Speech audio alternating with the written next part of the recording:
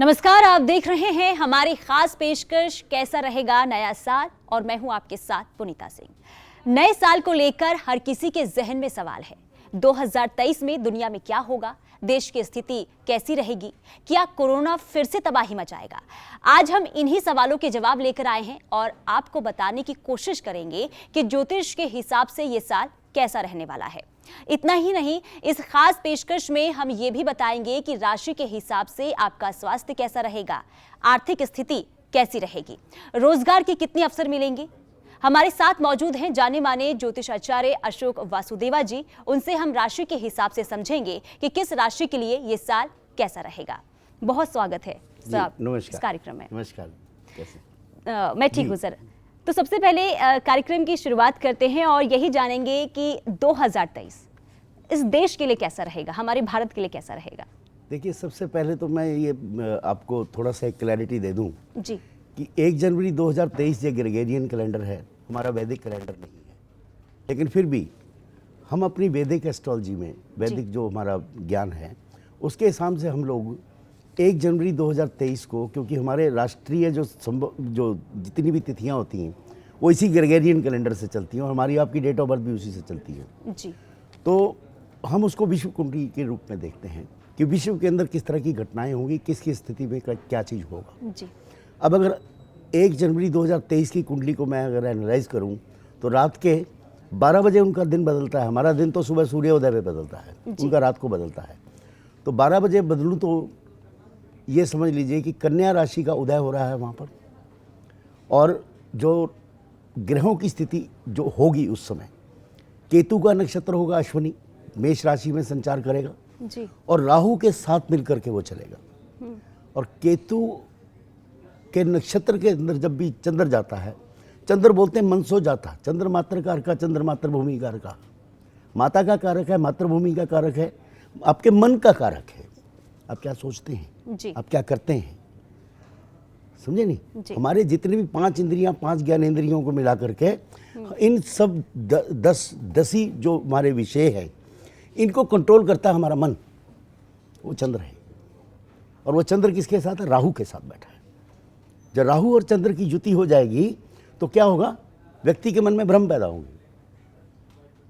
मैं आपके साथ बैठा हूं, जब राहु चंद्र अगर साथ होगा तो मैं सोचूंगा पता नहीं मेरे लिए आप अच्छे हैं कि बुरे हैं।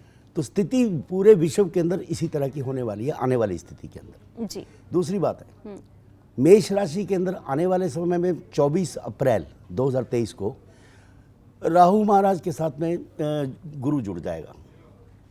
वो भी गुरु चंडाल योग बना के बैठा है। 17 जनवरी को शनि महाराज जो हैं वो अपना राशि परिवर्तन कर रहे हैं 2.5 वर्ष के बाद, और बीच में अतिचारी होकर के आगे पीछे घूम रहे थे। लेकिन इस वर्ष की 2023 की सबसे बड़ी खासियत क्या है कि दोनों बड़े ग्रह गुरु और शनि ये अतिचारी नहीं होंगे जी। ये अपनी चाल चल रहे हैं। बुरे हो के अच्छे हो उसको छोड़ दीजिए आप। अब अगर मैं विश्व के बारे में इसमें छोटे रूप में आपको थोड़ा सा ज्ञान देना चाहूँ कि क्या होगा इसमें, जी। तो मैं कहूँगा कि बहुत अच्छी खबर नहीं है। 2019 26 दिसंबर 2019 को ये योग लगा था, जहाँ पर मैं किसी और चैनल में बैठा था, जहाँ मैंने कहा था कि भूतो न भविष्यति, आने वाले 2.5 वर्ष 3 वर्ष जो है पूरे विश्व के लिए खराब है। जी। लेकिन मैं ये कहूँगा ये इतने खराब नहीं है। अब ये इम्प्रूवमेंट की स्टेज आएगी 2023 में। इसके अंदर जो अब वैदिक एस्ट्रोलॉजी में हमने बोला कि भाई हमारा तो 23 मार्च 2023 को वर्ष बदलेगा, तो वहाँ से जो हमने वर्ष लगाया उसमें पिंगल नाम का संवत्सर इस बार आ रहा है 2080। जी। अब वो ये कहता है कि भाई आगजनी होगी, तेज हवाएं चलेंगी, वर्षा इरेटिक होगी, कोई इक्विटेबल नहीं होगा। मैं कहूँगा तो ग्लोबल वार्मिंग का असर हो रहा है। और दूसरी बात कह रहा है श्वास से चलती बीमारियां होंगी, ब्रीदिंग प्रॉब्लम होगी। अच्छा। आगाज अभी B7 का हो गया जी। और बोल रहे हैं कि भाई कोरोना शायद आ सकता है। लेकिन इसके अंदर एडवांटेज एक सबसे बड़ी क्या है कि देखिए मेष राशि में राहु को जब शनि देखेगा तो राहु को स्ट्रॉन्ग कर देता है, राक्षसी वृत्तियां भी स्ट्रॉन्ग हो जाएगी। तो मतलब और दवाइयाँ निकल आएंगी, उसकी इलाज के लिए आपके पास पर्याप्त मात्रा में वैज्ञानिक जो है अपना कार्य भी कर लेंगे। उसके बाद में जब 23 मार्च के बाद 23 अप्रैल के बाद में जब गुरु महाराज जुड़ेंगे उसके साथ, तो लोगों के कल्याण के लिए दवाइयों का और भी प्रचलन हो जाएगा और साइंटिस्ट जो है इसमें काम कर लेंगे। लेकिन अब स्थिति में अगर बाकी आपने विश्व के बारे में पूछा है जी। तो ये लड़ाई समाप्त नहीं होगी। अच्छा। ये वर्ल्ड वार तो नहीं है। जो जिस तरह की वर्ल्ड वार 2019 या 2039-42 में हुई है जी। उस तरह की वर्ल्ड वार नहीं है। ये प्रत्यक्ष रूप में नहीं है, परोक्ष रूप में नहीं है, ये हिडन रूप में है, जिसको बोलते हैं कोल्ड वार। अब दो देश लड़ रहे हैं जी। लेकिन दो देशों को सपोर्ट कौन कर रहा है पीछे से? सामने तो कोई नहीं आ रहा है। ये केतु का काम है। अच्छा। केतु का काम है, वो सूक्ष्म रूप में जाकर के और वो चोर की भांति किसी की मदद करता है। आप देखिए जैसे रावण की मदद मारीच ने कर दी, ठीक है ना। हनुमान जी जा रहे हैं संजीवनी बूटी लेने के लिए, रास्ते में एक राक्षस भेज दिया कि भैया रोक दो उसको, ठीक है ना। तो वो इसी तरह की चीज़ें जो है ये विश्व के अंदर आने वाली समय के अंदर ये संभावनाएं जो हैं लगी रहेंगी। लेकिन अब विश्व के अंदर भारत का खड़ा होता है, क्योंकि हमें तो भारतवर्ष से ज़्यादा ताल्लुक है, जी। बाकी देशों से तो है ही है। लेकिन भारतवर्ष के अंदर आर्थिक तरक्की होगी, आर्थिक प्रगति होगी और भारतवर्ष के जो लोग हैं उनके अंदर एक विजडम का संचार होगा। विजडम समझ लीजिए आप कि उनके अंदर एक कह सकते हैं कि अपनी भाषा में कि ज्ञान की प्राप्ति होगी उनको, कि भाई ये देश है हमारा, इस देश को समझिए और अपने सौहार्द से रहिए। जो विश्व सोच के बैठा है, जो लोग सोच के बैठे हैं कि हमारे यहाँ कोई एथनिक वायलेंस होगा, जात पात को लेकर के हिंदू मुस्लिम सिख ईसाई की वजह से हमारे अंदर कोई लड़ाई हो जाएगी जी। तो मेरा ज्योतिष इसको मानने को तैयार नहीं है। अच्छा। क्योंकि प्रत्येक भारतीय, हमारे भारतवर्ष की कुंडली मकर राशि की कुंडली वैदिक कुंडली दी हुई है। 15 अगस्त 1947 में कर्क राशि की दी हुई है। दोनों एक दूसरे से समसप्तक हैं। तो वहाँ पर भी हमारे देश के अंदर इस 2023 में या संवत 2080 मार्च से लेकर के मार्च 2024 के बीच में भी हमारे देश में एथनिक वायलेंस नहीं हो रहा है। जी ठीक है। और सर ये भी जानना चाहेंगे आपकी भविष्यवाणी क्या कहती है, क्योंकि 2020 और 21 में हमने देखा कि कोरोना ने किस तरीके से तबाही मचाई, तो क्या 2023 में वैसे ही स्थिति बनेगी? किस तरीके से रहेगा कोरोना के लिहाज से? देखिए ऐसा है कि जो स्थिति बनी थी, जो मैंने आपको बताया कि 26 दिसंबर 2019, उसके बाद 20 जून 2020, उसके बाद 11 जून 2021, ये 3 ग्रहों की स्थितियां बनी थी। 3 ग्रहण लगे थे बड़े जी। जहां पर विश्व के अंदर ये महामारी का रूप आया। लेकिन अब एक अच्छी खबर ये है कि ग्रहण तो लग रहे हैं 2 लेकिन भारतवर्ष में नहीं लग रहा है, भारतवर्ष में दिखेगा नहीं। अच्छा। चंद्र ग्रहण है, खंडग्रास चंद्र ग्रहण है, चंद्र ग्रहण को इतना इफेक्ट नहीं डालता है, सूर्य ग्रहण ज़्यादा डालता है। लेकिन बाकी के जो देश हैं, वेस्टर्न कंट्रीज हैं, आपका अर्जेंटीना है और उस तरह का जो ब्लॉक है अमेरिका का, वो वाला ब्राज़ील, अमेरिका का, और इधर बड़ी सरप्राइजिंग चीज़ है, ये कैसे होगा ये मालूम नहीं मुझे, लेकिन फ्रांस, इटली और आपका थोड़ा सा जर्मन का हिस्सा लेकर के यहाँ पर महामारी का कुछ बड़ा योग होने वाला है। अच्छा। लेकिन हमारे यहाँ नहीं होगा। अच्छा। हाँ, हम लोग क्या करेंगे, हम लोग अपनी विद्या का इस्तेमाल करेंगे। जो मैंने कहा कि हिंदुस्तान के लोगों में विजडम आएगी। शायद विश्व को दवाई हम ही दे, शायद नहीं, मैं अपनी तरफ से पूरा श्योर हूँ कि हमारे जो वैज्ञानिक हैं, हमारे जो डॉक्टर लोग हैं, वो विश्व को दवाई कुछ ना कुछ बना करके अवश्य दे देंगे, जो विश्व के अंदर एक बड़ा रेवोल्यूशन आएगा। जी ठीक है आचार्य जी, देखिए एक एक राशि का तो हम जानेंगे कि कैसा मेष राशि या फिर जो वृषभ राशि है वो कैसा रहेगा साल 2023 के लिए, लेकिन उससे पहले ये भी समझना चाहेंगे क्या जो राशि है उस पर कोरोना का कितना इफेक्ट रहेगा? अब इसमें एक जरा क्लैरिटी आपको दे देता हूँ मैं जी। मैं देखता हूँ हर व्यक्ति जो है ना पूछता है, बताओ जी मेरी राशि का क्या होगा, जी। मेरे को कोरोना होगा कि नहीं होगा। इसके बारे में ऋग्वेद के 10वें स्कंद में ऋषि मुनियों ने एक डेफिनेशन दी है हमारी। वो बोलते हैं यत पिंडे तत् ब्रह्मांडे, यत ब्रह्मांडे तत् पिंडे, पिंडेषु ब्रह्मांडे, ब्रह्मांडेषु पिंडे। जो कुछ भी आपका ये शरीर के अंदर है, ये शरीर एक पूर्ण ब्रह्मांड है और एक आपके पास से लेके from the viewers point of view, हम यहाँ बैठे हैं हमारा ये जो स्थान है यहाँ से लेकर के शनि महाराज के पूरे ब्रह्मांड तक जी। हमारे ज्योतिष का असर होता है। ज्योतिष की गणनाएं वहाँ से आती हैं। उसका असर इस ब्रह्मांड पर भी होगा, उसका असर पूर्ण ब्रह्मांड पर भी होगा। लेकिन सोचने वाली बात यह है कि पूर्ण ब्रह्मांड में पुनीता जी और अशोक वासुदेव की स्थिति क्या है? कहाँ बैठे हैं हम लोग?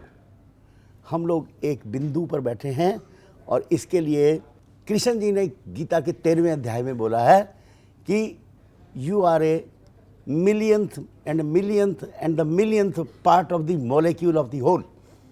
आप उस बिंदु के भी इतने सूक्ष्म हिस्सा हैं ब्रह्मांड के अंदर, तो आपके ऊपर ज्योतिष का असर कैसे होगा? सोचने वाली बात है जी। लेकिन फिर भी मेरी अपनी कुंडली है, जन्मांक है, वो भी वैद्यांग है, असर तो होता है लेकिन इतना नहीं होता है कि मैं कहूँ कि पूर्ण रूपेण हो जाएगा। लेकिन उसमें जरा थोड़े से हम प्रिकॉशन रखेंगे जी। तो मुझे लगता है कि हम उसमें सेफ हो सकते हैं। जी। तो ये अच्छी बात खबर है कि इस बार भारत में इतना असर जो है, भ्रांति मत पाली अपने दिमाग में। बिल्कुल। कोई आपको कहे जी आपकी कर्क राशि आपके ऊपर ढैया लग गया, या आपकी कुंभ राशि आपके ऊपर 7.5 लग गई, या मीन पे 7.5 लग गई और तो आपका कुछ और कोरोना हो जाएगा, गड़बड़, ऐसा नहीं है। तो आपकी कुंडली में लिखा होगा तो जरूर हो जाएगा। लेकिन पूर्ण रूपेण ब्रह्मांड के अंदर जो ग्रह है वहाँ से होगा तो ये ऐसा मेरा कोई लॉजिक नहीं लगता है, क्योंकि शास्त्र में यही लिखा है भाई जी। तो ये तो कोरोना की बात रही, लेकिन अगर हम बात करें देश की आर्थिक स्थिति की, तो 2023 में किस तरीके की आर्थिक स्थिति देश में बनी रहेगी? अब देखिए, इसको देखने का जो हमारा पैरामीटर है वो हमारे देश की कुंडली है, जो मकर राशि और कर्क राशि से हम लोग लेते हैं। जी। एक चीज़ मैं आज आपके माध्यम से ज्योतिष के अनुसार एक चीज़ प्रेडिक्ट करना चाहता हूँ कि 2023 का जो समय है, पिंगल नाम का नक्षत्र 2080 संवत मार्च 2024 तक भारत को आर्थिक स्थिति में विश्व के पटल पर वहाँ खड़ा कर देगा जहाँ पर शायद आपने कभी सोचा भी नहीं होगा। मैं जीडीपी और बाकी डेफिनेशंस मेरे ज्योतिष में नहीं आती हैं, लेकिन एक छोटे से एग्जांपल देता हूँ मैं आपको। आज शेयर मार्केट आपकी 60,000 के आसपास घूम रही है। मुझे नहीं मालूम कितना इम्पैक्ट इसका जीडीपी पे होता है या बाकी आर्थिक स्थिति पे होता है, लेकिन मुझे लगता है कि वहाँ पर 2024 मार्च के टाइम पे यह कहीं 75 और 80 हज़ार के आसपास घूम रहा होगा। और दूसरी बात, हिंदुस्तान की जो भारतवर्ष का जो लोग हैं उसमें तकरीबन इस समय 18% लोग जो हैं वो बिलो पॉवर्टी लाइन है। जब हम लोग छोटे थे तो हम किताबों में पढ़ते थे भारत एक कृषि प्रधान देश है, 80% लोग बिलो पॉवर्टी लाइन है। आप बहुत पुरानी बात कर रहे हैं, लेकिन ये 18% घट करके मुझे लगता है कि 2024 अप्रैल तक शायद 4 या 5% रह जाएगा। ये तो भारत की स्थिति है। दूसरी बात, भारत का एक्सपोर्ट बहुत बड़ी मार्केट बढ़ने वाली है। हम लोग आत्मनिर्भरता की तरफ में 2023 हमारे लिए बहुत अच्छा साल है। और ख़ास तौर से मैं जो महीने आपको गिना रहा हूँ वो नवंबर, दिसंबर और जनवरी, यहाँ शनि मंगल का आपस में योग बन रहा है, तो मैन्युफैक्चरिंग इंडस्ट्री जो है वो उस समय बहुत ज़्यादा बढ़ेगी। यानी कि ये अच्छी बात है कि कोरोना के लिहाज से देखिए आर्थिक स्थिति जो है वो भारत में बहुत अच्छी बनी रहेगी। चलिए, इसके अलावा हम अगर बात कर लेते हैं, 2023 में कई स्टेट हैं जहां इलेक्शन भी होने वाले हैं, तो इलेक्शन के लिहाज से देखिए किसके लिए अच्छा किसके लिए खराब रहेगा, क्योंकि भविष्यवाणी आपकी क्या कहती है? देखिए, ऐसा है, किसी ज्योतिषी को मार्केट से उड़ाना हो ना तो उससे इलेक्शन का पूछ लो आप क्योंकि वो गलती होने वाला है, क्योंकि इसका कोई हमारे पास पैरामीटर नहीं है। लेकिन फिर भी भारतवर्ष की जो स्थिति चल रही है, हमारे पास जो पॉलिटिकल पार्टीज हैं जो मेन इलेक्शन लड़ती हैं, जैसे भारतीय जनता पार्टी पहले जनसंघ होती थी, कांग्रेस है पहले इंडियन नेशनल कांग्रेस होती थी, इंदिरा कांग्रेस थी, या एओ ह्यूम की कांग्रेस थी। अब उसको पैरामीटर्स को हमने थोड़ा बहुत जोड़ तोड़ के देखा है। स्टेट्स का इलेक्शन है 2024 में, शायद सेंटर का इलेक्शन, ठीक है ना जी। जहाँ तक स्टेट का इलेक्शन है वहाँ तो बड़ी टफ फाइट रहेगी इनकी सभी की लेकिन भाजपा का पलड़ा काफ़ी भारी रहेगा। और कुछ स्टेट्स हैं जहाँ पर बाकी ओपोजिशन पार्टी जो है वो अपना एक वर्चस्व कायम करने में कामयाब हो जाएंगे। उसमें मध्य प्रदेश आता है, सेंटर है इंडिया का, और दूसरा छत्तीसगढ़ आता है, और कुछ एक आध स्टेट आप नॉर्थ ईस्ट की ले लीजिए, मैं नागालैंड पर ज़्यादा जोर दूंगा क्योंकि बिल्कुल जाके म्यांमार बॉर्डर पर लगता है वो, तो कुछ वहाँ मुझे वहाँ पर अपोजिशन का जोर लगता है हल्का सा। लेकिन जहाँ तक केंद्र का इलेक्शन है, केंद्र में जहाँ तक बात है, तो हमारे पास हमारे प्रधानमंत्री नरेंद्र मोदी जी की कुंडली मार्केट में भी घूम रही है और बड़ी प्रभु कृपा से हमारे पास शायद ओरिजिनल है उनकी। तो मुझे लगता नहीं अगर अगले आने वाले 5 वर्ष में वो गद्दी से उतरेंगे। और जितनी सीटें उनकी आई थी 2019 में, ये आज यहीं से बोल के जा रहा हूँ मैं, उससे 20-25 सीट फालतू ही आएंगी, कम नहीं आएंगी। अच्छा, तो ये आपकी भविष्यवाणी ये बता रही है कि आने वाले दिन के लिए जो प्रधानमंत्री नरेंद्र मोदी है वही देश के प्रधानमंत्री बने रहेंगे। 2024 के 5 साल बाद 29 तक तो रहेंगे वो जी, चाहे उन्होंने पैरामीटर सेट कर लिया हो 75 साल का, लेकिन मुझे लगता नहीं कि जाएंगे, जो उनकी पत्रिका बोल रही है। अच्छा, इसके अलावा देखिए, दो देशों के बीच जो वॉर चल रहा है, अगर हम इसकी बात करें तो क्या ये वॉर ऐसे ही चलता रहेगा, क्या ये ख़त्म होगा, इसे लेकर क्या भविष्यवाणी आपकी? देखिए, इसके लिए क्या है, जो विश्व कुंडली हमने अभी भी 2023 की बनाई है, उसमें ऐसा लग रहा है कि पहले 2 धड़े होते थे, 2 स्कूल ऑफ थॉट्स होते थे। एक कम्युनिस्ट स्कूल ऑफ थॉट था और एक कैपिटलिस्ट स्कूल ऑफ थॉट था जी। एक अमेरिका हेड करता था, एक उसको रशिया हेड करता था। लेकिन कुछ वर्षों के बाद, शायद 1990 के बाद जब से रशिया टूटा है, तो ये थॉट्स जो हैं थोड़े से बदल गए हैं। अब ये क्षेत्रीय हो गए हैं, क्षेत्र के अंदर अपना दबदबा बनाने वाली कोशिश की होती है। लेकिन 2023 और 2024 के अंदर मुझे ऐसा लग रहा है कि पश्चिमी देश, दक्षिण पश्चिमी देश, ये इनके बीच में भी कुछ गुट जो हैं दोबारा से बनेंगे और रशिया एक पावरफुल होकर के कंट्री होकर के उभरेगा। लेकिन चाइना, मुझे पता नहीं क्यों है, जो चाइना की कुंडली हमने जब कम्युनिस्ट पार्टी ने बनाई थी जी, 1940s के आसपास थी, मुझे डेट याद नहीं है उसकी, लेकिन वहाँ से मुझे ऐसा लग रहा है कि 2023, 24, 25 3 वर्ष चाइना के लिए बहुत ज़्यादा घातक है। अच्छा, वहाँ अनरेस्ट हो सकता है, सरकार बदल सकती है, प्लस उनकी इकोनॉमी नीचे जा सकती है बहुत ज़्यादा। ये विश्व के पटल की बात बता रहा हूँ मैं आपको, ठीक है ना। लेकिन एक नया धड़ा निकल करके सामने आएगा। लेकिन जहाँ तक भारतवर्ष की बात है, मुझे आप ये मत समझिए कि मैं ब्राह्मण आदमी हूँ या मैं बहुत अच्छा सोचता हूँ अपने देश के बारे में, ऐसा नहीं है। जो ज्योतिष के माध्यम से चीज़ें नज़र आती हैं, भारत एक शांति प्रिय देश होकर उभरेगा और एक विश्व गुरु के रूप में अपनी साख को स्थापित करेगा 2024 मार्च से पहले। जी, तो ये तो भारत के लिए बहुत अच्छी बात है और उम्मीद यही करते हैं कि भारत ऐसे ही प्रगति की राह पर आगे बढ़ते ये आप बच्चों के लिए बहुत अच्छी बात है, आने वाले भविष्य के लिए बहुत अच्छी बात। जी, चलिए, अब क्यों ना राशियों की बात कर ले, क्योंकि दर्शक हमारे इंतजार कर रहे हैं कि आखिर उनको अपना ज़्यादा इम्पोर्टेंट होता है। बिल्कुल, वो वेट कर रहे हैं कि आखिर 2023 उनके लिए कैसा रहेगा। तो सबसे पहले क्यों नहीं बात मेष राशि की करते हैं। पूरा दे ले दूं 12 राशि, एक एक करके दूं? हाँ, एक एक करके। मेष राशि देखिए, जब मैंने आपसे कहा कि राहु और चंद्र का योग बना हुआ है और गुरु महाराज आने वाले हैं 23 अप्रैल को इसमें जी। तो मेष राशि वालों का वर्ष जो है ये 17 जनवरी के बाद में थोड़ा ढीला मिस्सा रहेगा, लेकिन अप्रैल के बाद में उनकी तरक्की होगी, उनको नए आयाम मिलेंगे और अविवाहितों के लिए बड़ा अच्छा समाचार है, उनकी शादी हो सकती है। देखिए, जीवन, मृत्यु और शादी तीनों लिखतम है, लिख दिया ये वृद्ध माता ने, वो तो होगा ही होगा। और जो शादीशुदा लोग हैं उनके घर में यदि वो बच्चा चाह रहे हैं तो बच्चा होगा। अगर वो सारा कुछ कर चुके हैं तो उनके जीवन के अंदर एक नया बदलाव पैदा होगा। व्यापारी आदमी कोई नया व्यापार करेगा, नौकरी पेशे वाला आदमी जो है कोई नई नौकरी उसको इसमें मिल सकती है। बिल्कुल। और इसके अलावा वृषभ राशि की बात करें तो उनके लिए कैसा रहेगा? वृषभ राशि का योग अद्भुत है 2023 के अंदर।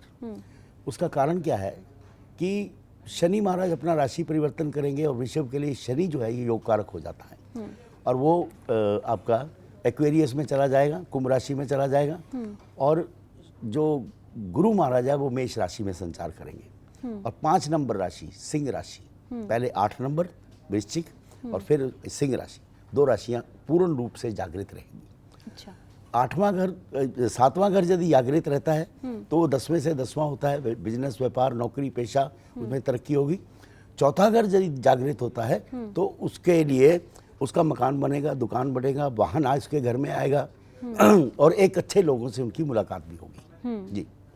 और मिथुन राशि के लिए साल 2023 कैसा रहेगा ये भी बता दीजिए। मिथुन राशि वालों को थोड़ा सा जरा धीरज रखना पड़ेगा, क्योंकि मुझे ऐसा लगता है कि अभी शनि मंगल का योग बन जाएगा। शनि और मंगल का आपस में पारस्परिक संबंध होगा 16 जुलाई से लेकर के लगभग समझिए पूरा अगस्त 30 अगस्त तक। तो मंगल और शनि का जब भी योग होता है तो मिथुन राशि वालों के लिए थोड़ा गड़बड़ करता है मामला। एक संयम रखना पड़ेगा, गुस्से पर अपना कंट्रोल करना पड़ेगा।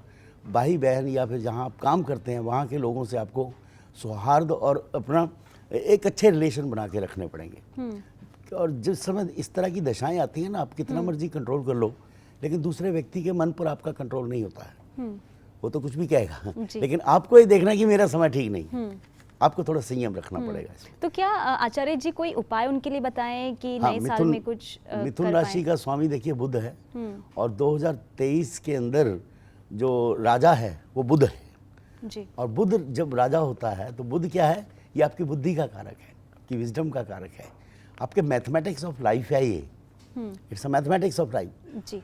ठीक है ना। ब्रह्मा जी ने वरदान दिया हुआ है बुध महाराज को कि आप जिसके साथ जाएंगे वैसे रहेंगे। अच्छा। अब अगर आपने 12 साल के बच्चे को राजा बना दिया तो महाराज फिर राजा का पालन तो करना पड़ेगा। सबसे पहले तो कानून का पालन करिए, कानून का उल्लंघन मत करिएगा, चाहे कुछ हो जाए। रेड लाइट भी जंप नहीं करनी है आपने, ठीक है ना।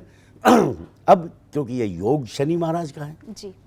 चैरिटी करिए थोड़ा, गरीब आदमियों को, गरीबों को कुछ दान दक्षिणा करिए। शनि महाराज बहुत प्रसन्न होते हैं। और शनि के मंत्रों का जाप करिए, ओम प्राम प्रीम स्वाहा शनिचराय नमः। नहीं तो शनि महाराज का पूर्ण रूपेण मंत्र है नीलांजन समाभासम रवि पुत्रम यमाग्रजम छाया मार्तंड संभूतम तोम नमामि शनिचरम। शनि का पालन करिए, माता पिता की आज्ञा का पालन करिए, बड़ों का आदर सम्मान करिए। ये साथ में मंत्र के करना पड़ेगा, नहीं तो फिर ये बुद्ध काम नहीं करेगा।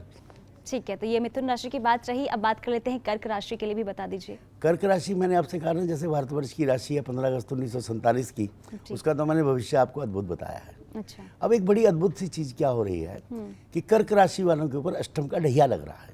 अच्छा। और अष्टम का ढैया बोलते हैं हमेशा बुरा होता है, और ये मेरा भी अपना एक्सपीरियंस है। जब भी किसी को अष्टम का ढैया लगता है तो कुछ ना कुछ उल्टा सीधा उसके साथ होता है। लेकिन बड़ी अजीब सी बात है कि कर्क राशि वालों के साथ इस वर्ष में कुछ नहीं हो रहा है।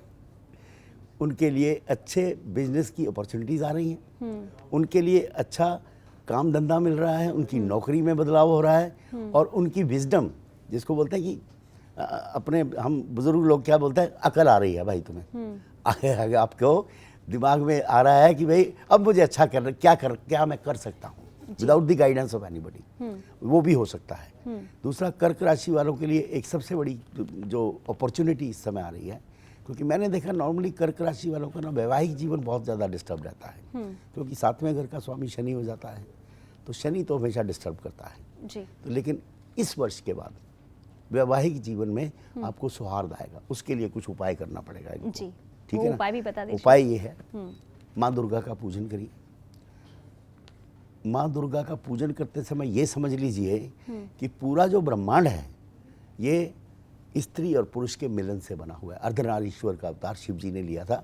जब तक स्त्री जाति का सम्मान नहीं करेंगे तब तक माँ दुर्गा का पूजन फलित नहीं होता। उसको कोई छोटा मत समझिए, उसको ये मत कहिए कि मैं उसका बहुत सम्मान कर रहा हूँ, तो आपके अंदर अहंकार आएगा। उस अहंकार को भी दबा के रखिए। लेकिन वो जननी है, वो जननी है, ये अधिकार ईश्वर ने केवल उसी को दिया हुआ है। तो स्त्री जाति का सम्मान करेंगे, उनके लिए कुछ चैरिटी करेंगे, तो ये कर्क राशि वाले जो हैं ये मत पूछिए कहाँ से कहाँ पहुँचेंगे 2023 में। जी ठीक है, अब सिंह राशि की भी बात कर लेते हैं। उनके लिए बता दीजिए कैसा रहेगा साल और क्या उपाय वो करें। जी, सिंह राशि वाले देखिए, अब सिंह राशि है तो सिंह तो हमेशा गड़ाए रहते हैं, हमेशा लड़ने के लिए किसी से। सूर्य इनका बलवान रहता है, सूर्य ही राशि वाले ही होते हैं। लेकिन एक बात को समझ लीजिए, दुनिया को रोशनी देते हैं। अच्छा। इसी के ग्रहों से सब कुछ चलता है, सूर्य की ये खासियत है। अगर इनका वर्चस्व किसी ने स्वीकार कर लिया, इनका गाइडेंस किसी ने ले लिया, तो वो व्यक्ति मालो माल हो जाता है। लेकिन ये इनको कुछ नहीं होता, दीपक तले अंधेरा रह जाता है इनको। लेकिन इस वर्ष में मैंने आपको 5 नंबर राशि बताई थी जी। ये राशि भी जागृत हो रही है 24 अप्रैल 2023 के बाद।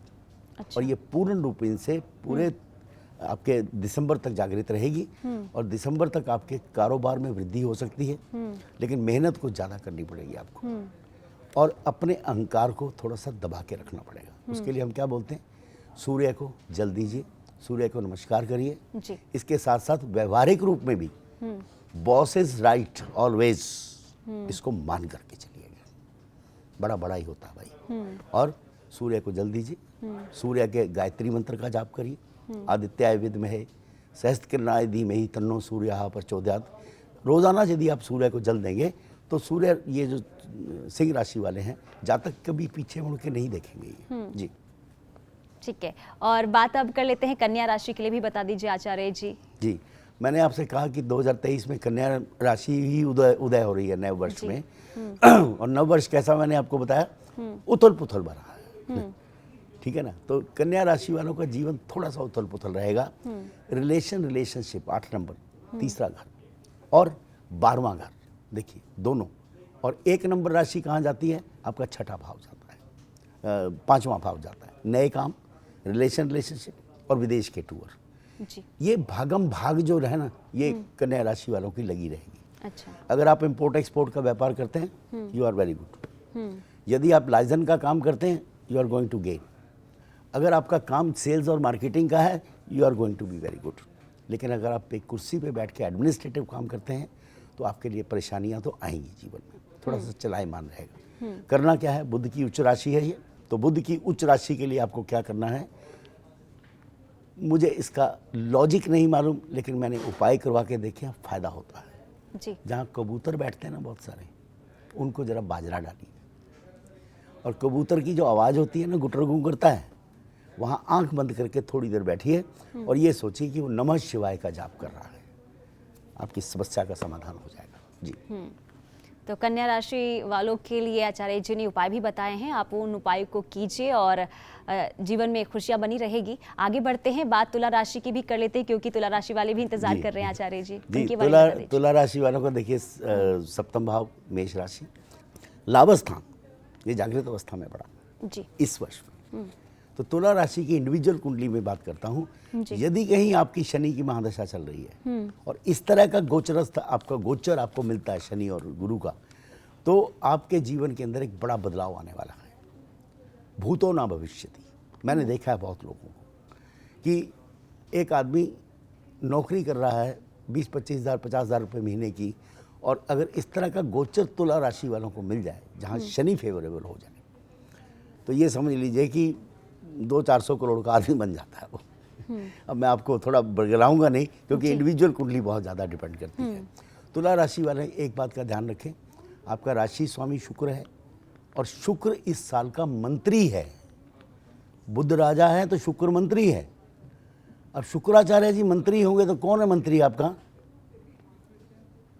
Media, film industry, opposite sex, जो आपको एडवांटेज ले सकता है। तो एक अच्छा सलाहकार की सलाह लीजिएगा, गुरु का पूजन करिएगा। और गुरु का पूजन, शुक्राचार्य जी का जो पूजन है वो केवल आस्था और विश्वास का पूजन है। महामृत्युंजय का जप का जाप पाठ करिए, कोई मृत्यु योग नहीं लग रहा, लेकिन जब मृत्युंजय का जप करते हैं आप, तो उस समय शिव और भोले भंडारी की पूजा करते हैं। तो भोले भंडारी की पूजा से आपको बहुत फायदा होने वाला है। जी जी। अब आगे बढ़ते हैं, वृश्चिक राशि की भी बता दीजिए कैसा रहेगा उनका साथ। अब जो मैंने 1, 8 और 5 मेष, सिंह और वृश्चिक राशि, ये तीनों को मैंने बोला था कि जागृत कैसे होती है, जब शनि और गुरु की कंबाइंड दृष्टि डलती है। केवल 17 जनवरी से लेकर के और 23 आपका अप्रैल तक कर लीजिए जो करना है आपको। अच्छा। नौकरी में बदलाव करना है, कुछ और करना है, मेरे ख्याल से इससे बढ़िया समय आपको नहीं मिलेगा।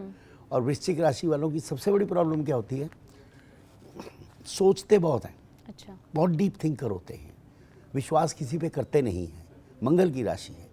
और दूसरा, इस साल जो मंगल का स्थिति है वो देखिए शनि के साथ षडाष्टक योग बना रहा है, शनि के साथ समसप्तक योग बना रहा है। जब मंगल और शनि के इस तरह के योग बनते हैं तो आदमी को बहुत ज़्यादा गुस्सा आता है, क्रोध भी आता है और अपने लोगों के साथ भिड़ंत भी होती है। तो जो मुझे नहीं करना है उसको मत करिए, लड़िए मत अपने लोगों से। लेकिन आपकी जो यूएसपी है, आपकी क्वालिटी है कि आप सोचते बहुत हैं, उस सोच को केवल 4 महीने इस्तेमाल कर लीजिए। ये समझ लीजिए आप बिल्कुल अपनी जहाँ पर भी काम कर रहे हैं वहाँ पर आपको तरक्की मिलेगी। बाकी साल आपको थोड़ा सा क्रॉस फिंगर्स करके और हनुमान चालीसा का पाठ करना पड़ेगा और हनुमान जी के जो कार्तत्व है उनका पालन करना पड़ेगा जहाँ आप काम करते हैं। हनुमान जी का कार्तत्व क्या है? राम। मैं तो राम जी के अलावा नहीं जानता किसी को भाई। जो करते हैं राम जी करते हैं। मैं अगर उड़ भी गया तो राम जी की कृपा से उड़ गया।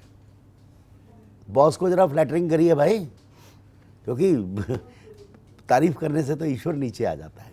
ये भी उपाय का एक हिस्सा है जी। तो वृश्चिक राशि के लिए तो आपने बहुत अच्छी अच्छी बातें बताई।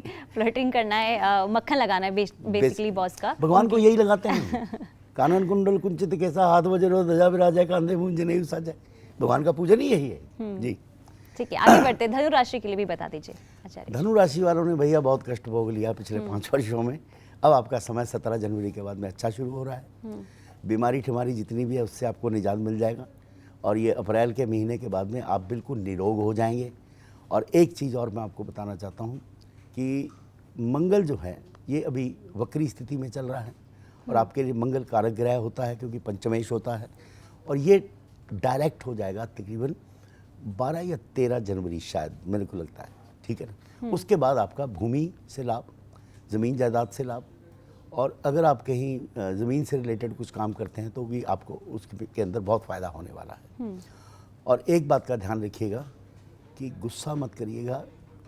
धनु राशि वालों को भी क्रोध बहुत आता है। ब्लड प्रेशर का ध्यान रखेंगे, अपना डायबिटीज़ का ध्यान रखेंगे क्योंकि जो मंगल है अल्टीमेटली इसने 6ठे भाव में आना है। 6ठे भाव में आकर के ये आपके पैन की लोअर एब्डोमेन पोर्शन को पकड़ लेता है। अब इसका उपाय क्या करना है? धनु राशि वालों का सबसे बढ़िया उपाय होता है अपने कुलगुरु का पूजन करिए। हर एक व्यक्ति का कुलगुरु होता है। जैसे यूरोप में चले जाऊं तो मैं हमेशा बोलता हूँ भाई जीसस का पूजन करिए आप।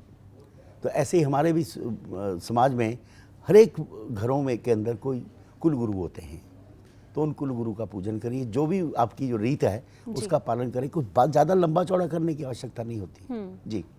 ठीक है, मकर राशि के लिए भी बता दीजिए। मकर राशि के लिए साल कैसा रहेगा, क्या उपाय वो करे ताकि उनका जीवन जो है खुशियों से भरा रहे? वैसे मकर राशि वालों को पिछले 6 महीने के अंदर काफ़ी अकल आ गई। अच्छा।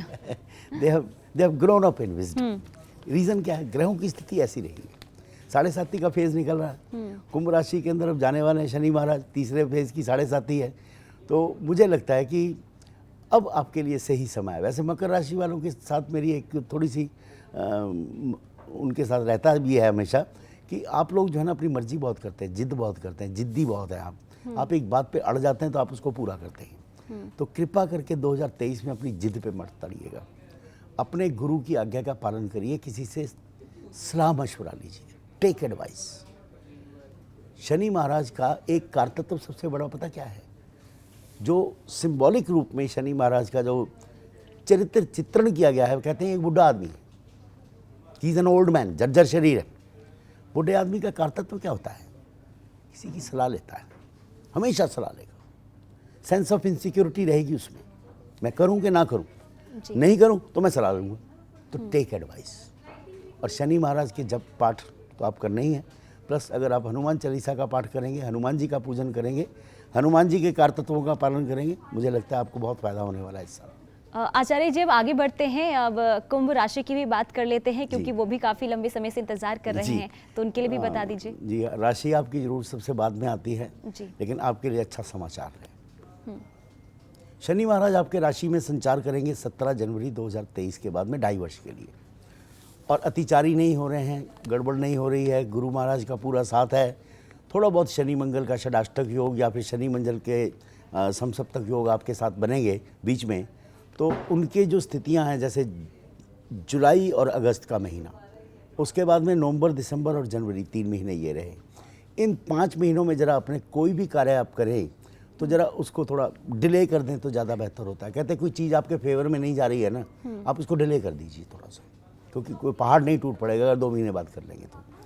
दूसरी बात यह है, कुंभ राशि शनि महाराज की मूल त्रिकोण राशि है। अब कोई अपने घर में आकर के तो बहुत खुश रहता है। कोई भी आपका राशि हो, कोई भी आपका लगन हो, जब कुंभ राशि है तो वहाँ पर जब शनि महाराज संचार करेंगे 2.5 वर्ष के लिए, तो ये 2023 में इसका आगाज़ होगा, लेकिन आगाज़ कब होगा? 30 अगस्त के बाद आपको इसके फल मिलने प्राप्त होंगे। ये मत सोचिएगा कि आज 17 जनवरी को आ गया तो आते ही आपको कुछ देना शुरू कर देगा, ऐसा नहीं होगा। लेकिन अगस्त में शनि और मंगल का जब आपस में योग समाप्त हो जाएगा, उसके बाद में ये अगली पिछली भरपाई पूरी कर देगा। तो थोड़ा सा संयम से काम लीजिएगा। ओके। दूसरी बात, अविवाहितों के लिए बहुत अच्छा समाचार आएगा इसमें। कई लोग होते हैं, आपने देखा होगा 35 साल 38 साल में शादी नहीं हुई है, उनको कोई मिलता नहीं है, या फिर ढूंढते नहीं हैं, या फिर शादी के लिए मोरौस रहते हैं। ये भी कुंभ राशि वालों का कारतत्व है। शादी को इतना सीरियसली नहीं लेते हैं ये लोग। और कुंभ राशि की लड़कियों से मुझे खास डर लगता है। क्यों? They are very nice human beings. और कलिकाल कलयुग में अच्छा होना भी कोई बड़ी अच्छी बात नहीं है। एटलीस्ट अपने को लॉजिक से समझिए आप। तो कुंभ राशि वाले जो हैं इस वर्ष में, क्योंकि उनका आपका भाग्य बहुत अच्छा है, आगे आने वाला समय बहुत बढ़िया है, अच्छे लोगों का सानिध्य प्राप्त होगा अब। लेकिन अच्छे और बुरे की पहचान करना आपका काम है। सलाह मशवरा लीजिए, नहीं तो आजकल डिटेक्टिव एजेंसी चली हुई है, उनसे पूछ लीजिए आप। और बाकी किसी अच्छे ज्योतिषी से भी पूछ लेंगे तो शायद दूसरे की कुंडली लेके आएंगे तो वो बता ही देगा आपको। लेकिन आपको इस वर्ष थोड़ा भयंकर पूजन करना है। अब देखिए, पूजन किस चीज़ का करना है? राशि शनि की है, लेकिन मैं चाहता हूँ कि आप पिता का पूजन करिए, शनि महाराज का नहीं, बल्कि आप सूर्य का पूजन करिए। मत सोचिए कि शनि सूर्य दुश्मन है या सूर्य शनि दुश्मन है। नहीं, पिता पुत्र हैं भाई। पिता पुत्र कभी दुश्मन हो सकते हैं? नहीं होते। गलत भ्रांति है। डिफरेंसेस ऑफ ओपिनियन हो सकता है, लेकिन पिता कभी गलत सलाह नहीं देगा। तो सूर्य का आदित्य मंत्र या आदित्य हृदय स्तोत्र, यदि आप इसका 7 रविवार पाठ कर लेंगे तो मुझे लगता है कि पूरा का पूरा आने वाला 2.5 वर्ष आपके लिए बहुत बढ़िया हो जाएगा। आदित्य हृदय स्तोत्र ऋषि अगस्त ने राम जी को सुनाया था रावण वध से पहले। 10 मिनट का पाठ है, करिए इसको हर संडे को, धूप में बैठ के करिएगा, आपको बहुत फायदा होगा। जी ठीक है, बढ़ते हैं हमारी आखिरी राशि की ओर, मीन राशि। बता दीजिए मीन राशि के लिए, क्योंकि उन्होंने भी काफी लंबा इंतजार किया है। लास्ट राशि है, कैसा जी, रहेगा? मीन राशि देखिए, पाइसेस बोलते हैं इसको। पाइसेस का कारतत्व तो समझिए 2 उल्टी मछलियां हैं। द्वि स्वभाव राशि है, हमेशा दो तरफ सोचते हैं। रस्सी बांधी है सीधा जाने की, लेकिन एक रस्सी पीछे को भी खींचने को बांधी हुई है, और ये सेल्फ डन है, सेल्फ डिस्ट्रक्टिव मोड है। 7.5 लग गई भाई साहब मीन राशि पे। 12वें घर पे आपके शनि महाराज विराजमान हो गए हैं। अब आपको करना क्या है? डराऊंगा नहीं आपको, लेकिन आपको सलाह दूंगा। समय अच्छा नहीं है, लेकिन आपको करना क्या है? बहुत जल्दी आपको बता देता हूं। अगर उन तत्वों का पालन करेंगे, मैं 15-20 सेकंड के अंदर आपको उपाय बता रहा हूँ। शनि एक बुढ़ा आदमी है, बड़े आदमी का आदर सम्मान करिए। शनि एक टांग से लंगड़ा है, स्लो चलिए, तेज मत चलिए, गाड़ी भी तेज मत चलाइएगा। सूर्य का पुत्र है, कानून का पालन करिएगा, लॉ ऑफ द लैंड आपको करना है। ओके। इसकी माता राक्षसी है, छाया मार्तंड संभूतम तम नमामि शनैश्वरम। राक्षस क्या बोलता है? अहम रक्षा हम। अपने सामान की रक्षा आपको खुद करनी है। पाठ पूजा में मत पड़ जाइए, करना है वो भी, लेकिन अपने सामान की रक्षा आप करिए। जाति का शूद्र है, अपने से छोटे लोगों से गाली गलौच मत करिएगा, प्रेम करिए उनसे। नपुंसक है, हिजड़ा है, एको नारी सदा ब्रह्मचारी, एक्स्ट्रा मैरिटल रिलेशन मत पालिएगा, डुबो देगा ये। चैरिटी करिए, इसको अच्छा लगता है। पशु पक्षी, अपंग लोग, स्त्री जाति, हिजड़े, इनको यदि आप चैरिटी करते हैं तो शनि महाराज आपको राजा बना देगा, नहीं तो ये नीचे खींच के ले जाएगा। फिर कितने मर्जी शनि महाराज पे दीपक जला लीजिए, कुछ होने वाला नहीं है। लेकिन ये कर्म का पालन आपको करना है। हनुमान चालीसा का पाठ, शनि के मंत्र, ये भी जपने हैं, आपको जरूर करना है। जी ठीक है आचार्य जी, आपने 12 राशियों का तो हाल बता दिया कि कैसा रहेगा आने वाला साल उनके लिए। अब एक कॉमन मंत्र बता दीजिए जो हर कोई कर पाए, क्योंकि हर कोई चाहता है आने वाला साल उनके लिए अच्छा रहे। देखिए, सबसे बड़ी पूजा कौन सी होती है? ईश्वर को क्या अच्छा लगता है वो आपको देखना है। जी। मेरे को क्या अच्छा लगता है या मेरे आसपास के लोगों को क्या अच्छा लगता है, उसका कोई तात्पर्य नहीं है। लेकिन प्रभु को क्या अच्छा लगता है? प्रभु तो है दुनिया में, ईश्वर तो है, ऐसा तो नहीं है कि नहीं है। अब कोई मुझसे कहेगा कि भैया दिखा दो कहाँ है, तो मैंने कहा भैया कुपात्र से प्रश्न पूछ रहा है। ना तो मैं कृष्ण हूँ, ना तो अर्जुन हूँ। ना मैं रामकृष्ण परमहंस हूँ, ना तो विवेकानंद हूँ, लेकिन प्रभु का के लिए, सर्वत्र के लिए प्रार्थना, सबके लिए प्रार्थना, ये सब लोग सुखी रहें, सब लोगों को अच्छा मिले, इसका प्रार्थना करना अति आवश्यक है। जी अब इसके लिए मंत्र तो बहुत लंबा है, लेकिन आखिर के 2 सेंटेंस जो आप बोलते हैं, सर्वे भवन्तु सुखिनः सर्वे सन्तु निरामया सर्वे भद्राणि पश्यन्तु माँ कश्चित् दुख भाव भवेत्, सबका भला हो। अगर इस मंत्र का यदि आप जाप करेंगे तो आप ये समझ लीजिए कि आपको कभी भी कोई दिक्कत जीवन में नहीं आएगी। जी जी, चलिए आचार्य जी, बहुत बहुत शुक्रिया आपका, आप आए और एक एक राशियों का हाल आपने बताया, और उम्मीद यही करते हैं कि आने वाला साल हर किसी के जीवन में खुशियां लेकर आए, नई उम्मीद लेकर आए। बहुत बहुत शुक्रिया आचार्य जी हमारे साथ मेरी आने तरफ के से लिए। भी बहुत बहुत शुभकामनाएं, आपके पूरे चैनल को भी, आपके सभी जो कार्यरत व्यक्ति हैं उनके लिए भी। जी चलिए। धन्यवाद। तो नया साल आपके जीवन में ढेर सारी खुशियां और ढेर सारी उम्मीदें लेकर आए, इसी कामना के साथ इस कार्यक्रम में बस इतना ही। देखते रहिए सूर्य समाचार।